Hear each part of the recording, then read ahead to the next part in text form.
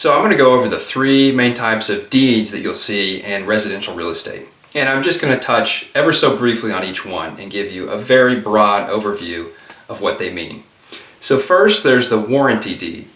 And the warranty deed is the most comprehensive deed that you'll see, and it's the most common deed that you'll see in residential transactions.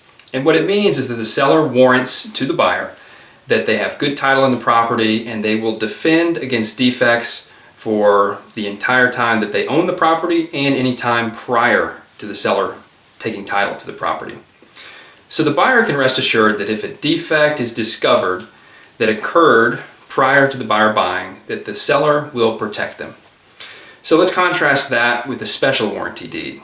Special warranty deed, the seller is only saying, I warrant the property for the duration that I owned it. But they don't warrant the property for any period before they bought it.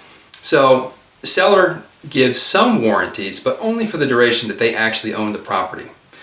So the buyer can rest assured that if a defect is discovered that occurred that started while the seller owned the property, the seller will defend.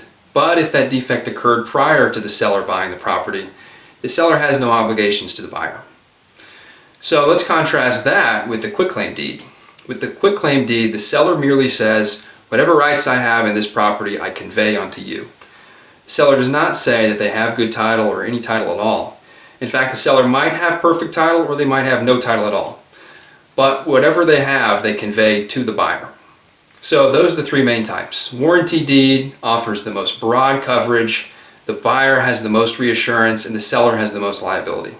Special warranty deed has somewhat limited liability because the seller is only on the hook for the duration that they owned it, and the quitclaim deed has no liability for the seller because they're merely saying whatever I have, I give to you, and they make no promises as to what they have. So I hope this was helpful.